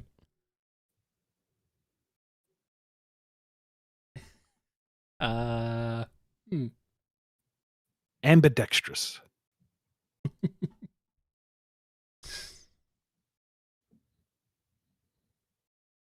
Any more? Contrite. Burger. It's a funny word. It is a funny word. Especially when you use it as a verb. Like burgering. Let's move on. Like burgering your wife. Let's move on. All right. KB has a question. Which Sonic characters do you suppose would laugh at toilet humor? Besides Tangle, of course. Obviously, giggle at anything fart-related, like the young at heart she is. If it's timed well, I figure Sonic and Tails would. Amy Amy would, despite herself, catch herself and go, "That's not funny." It's very funny, Amy. It's very funny, Amy. Don't try and deny it. Storm and Jet would. Absolutely. Rough and Tumble just fart in each other's presence and start laughing uncontrollably all the time. Yeah, probably. Charmy would. I mean, yeah. All right, S Shining has a question. Does Shadow act distant, and this because he is immortal, thus would outlast everyone, and that he knows the pain of losing someone dear, or because he sees everyone as food since he's a black arm? Does he learn how to suppress the urge to eat everybody as a black arm? We cannot be friends, Sonic, because you're my emergency rations.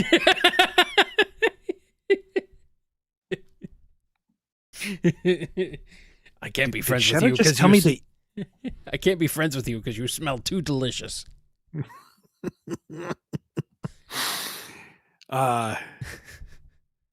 Those are both interesting approaches. I don't think that's canonical, no.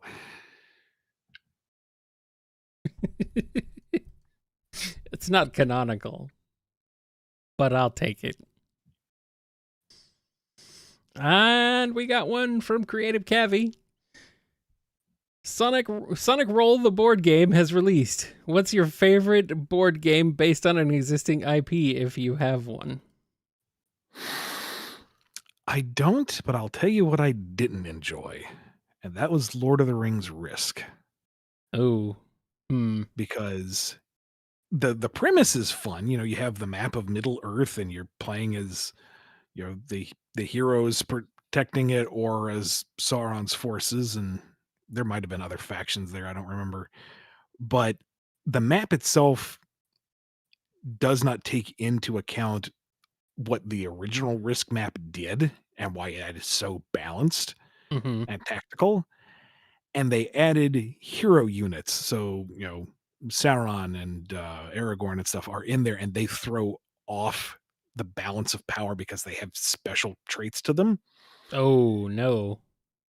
So some friends and I were playing it in college, and we started like early afternoon, and we stopped well into the wee hours of the next morning because we couldn't win.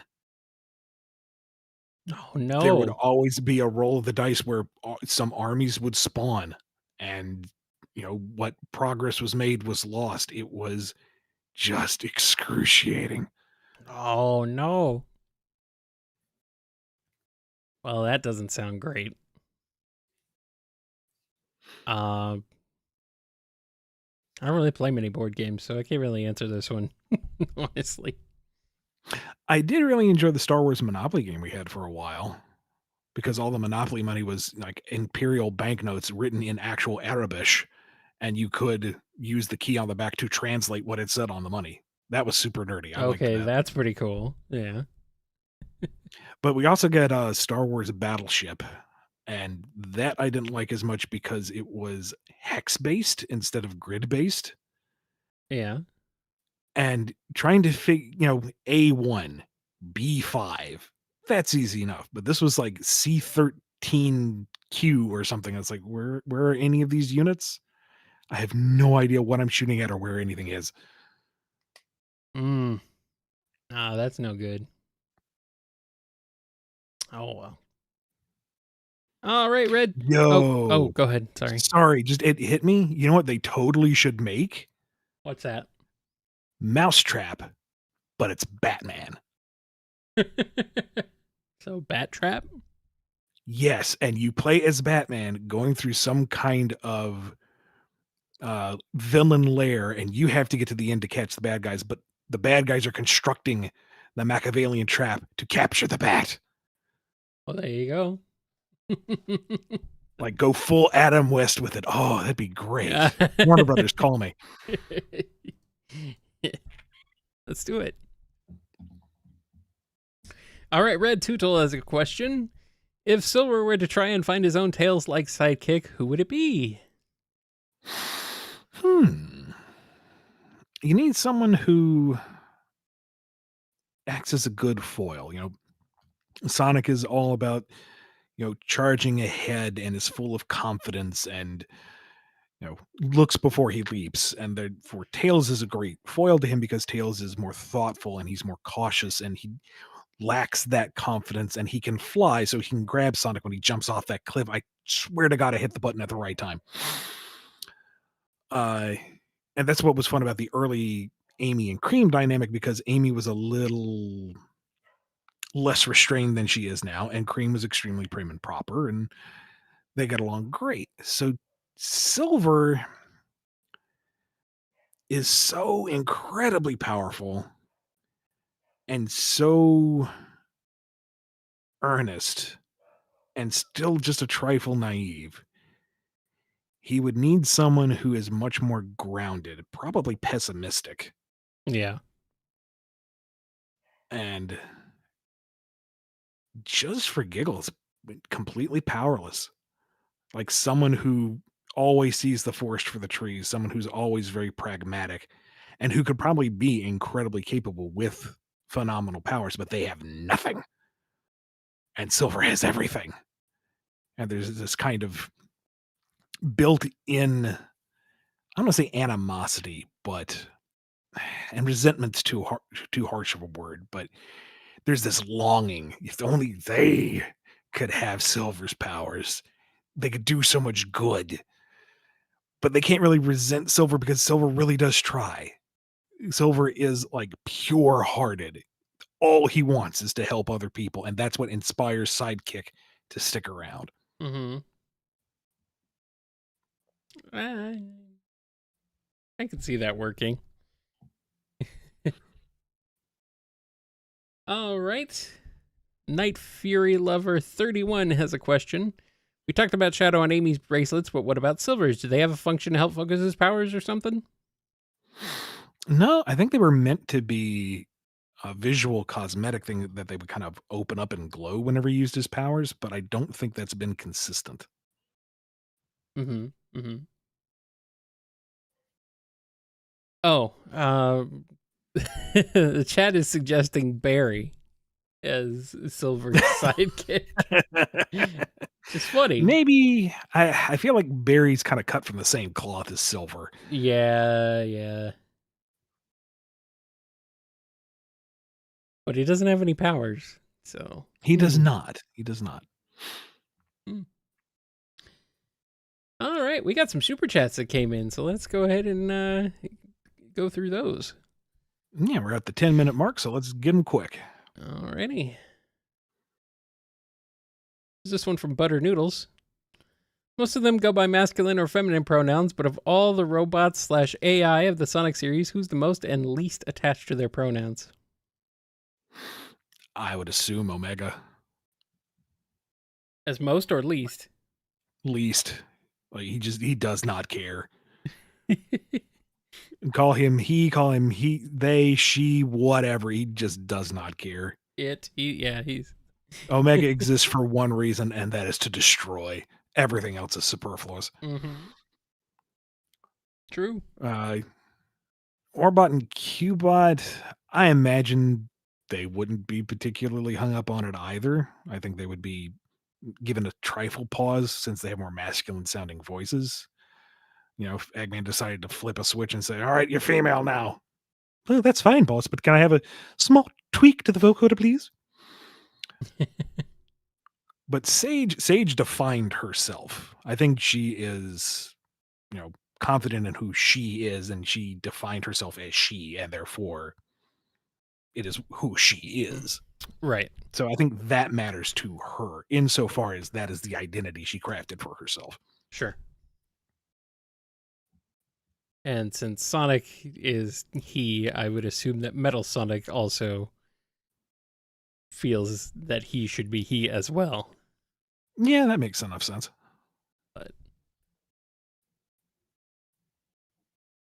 And I think those are the only ones, maybe? Those are the top few. All right. Hold on a second here. Okay. Just had this one come in. I just want to make sure. Okay. Here's one from OzJam. Who of the Sonic cast would be the night owl type, but stayed up all night and overslept, nearly missing their favorite podcast of Bumbles? I could see Sonic just living by his personal schedule. Like if he wants to be up late, he's up late. If he wants to get up early, he gets up early. If he ends up sleeping through the day, so what? It's not like he has a job to get to. Tails is too busy working overnight, probably. Working through the night. Yeah. That kid really needs to set himself a schedule. Mm-hmm. Amy would do it occasionally, but I think she takes care of herself.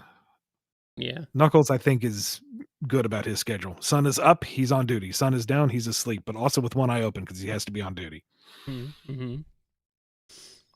Rouge is up and out because she's got to steal the gems, and that's the time when the gems are best stolen, is at night. Yeah, but she knows how to schedule it. It's not like she Yeah. overstayed her welcome. It's she knows she's on a night mission, so she prepares for it. Yeah. She knows she has nothing set up, so she's gonna enjoy the day. She would be on top of it. Vector's only up late because Charmy won't go to sleep.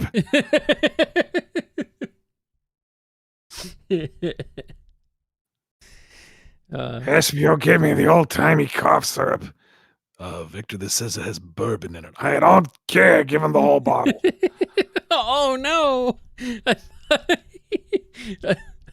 Vector, that could probably kill him. He'll metabolize it. I need to sleep. I thought he was asking SBO to give him the bottle of old-timey cough syrup, not Charmy. Jesus. It's a big bottle. He's a terrible father. No, Victor doesn't want the cough syrup. He has the bourbon for himself. What are you talking about? Okay, I guess he doesn't have to. He doesn't have to pretend. That. What's the point?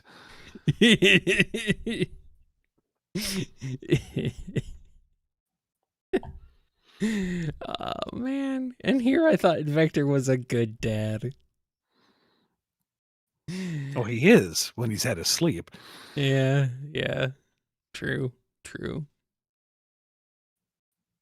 All right. Well, we still got a little bit of time. Let's do a couple more standard questions. Yeah. Here's one from Red Rebel. If Eggman's a feminist, does that mean Kintelber's a misogynist? Does he hate women as much as Robotnik hates that hedgehog?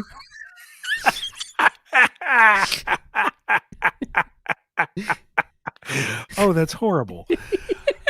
I'm laughing at the horribleness of it. It's funny, though. It is. No, Eggman is a feminist insofar as he thinks less of everyone equally. Yes. Kindobor is a feminist in that he actually believes in the equality of all people. I believe the intended translation was that Eggman is a womanizer. I read this large write-up on that and how it could be interpreted a number of ways. It's a nuance within Japanese that just does not translate. Yeah. The English, it's more that he kind of fancies himself as someone who's totally with it, that he is saying a ladies' man is not an accurate translation. It's someone who feels like he is the talk of the town, that he is someone desirable, that he is fashionable, when he really isn't. Yes. Like he's kind of lost in his own little world. He rejects reality and supplants it with his own. But just did not come through in the chat. Translation. Okay, I'm getting from the chat here that he sees himself as a gentleman. Maybe. Yeah. And again, it's not the same as in English as it is with the particular Japanese. It's, when we think of gentleman, we think as, someone proper in etiquette and polite and one who is willing to serve and to a degree. Whereas this, from what I'm remembering of this particular write-up in this in-depth analysis of the original Japanese, yeah, it's more of the gentleman facade, the kind of archetype Mm-hmm. that he is. Of course, he's learned and stylish and someone to be talked about. You know, he has prestige. He has a great pedigree. That's what a gentleman means. Well, no, that's not. It can, but he's missing the forest for the trees. Yeah. So, and that just it was really interesting how much that one little blurb in Heroes missed the mark on something that's an incredibly complicated feature that just doesn't really translate well. Yeah. It's very funny though. But Oh, I it's mean, hilarious. technically, I think he would be a feminist in the fact that he will enslave anyone regardless of their identity. Yeah. Like if Blaze or But- Amy comes in to wreck his day, he's not mad because they're women. He's mad because they're wrecking his day. Yeah. All right, so the actual quote is Eggman is a romanticist, a feminist, and a self-professed gentleman. And that's what the manual says. Yeah. And it's a technically correct translation, but it's missing some cultural nuance that just you can't fit in a sentence. Yeah. All right. You want to do one more, Ian? Close Yeah, let's us get out. one more in there. This is a good one to end with, honestly. It's from Comic the Hedgehog. Dr. Starline meets Daffy Duck. What is their meeting like and who gets annoyed first? Oh boy. See, they team up initially because we're talking greedy Daffy, and Starline, likes that initiative, and together they will steal Bugs' glory until Daffy realizes that no, Starline's actually a bad person.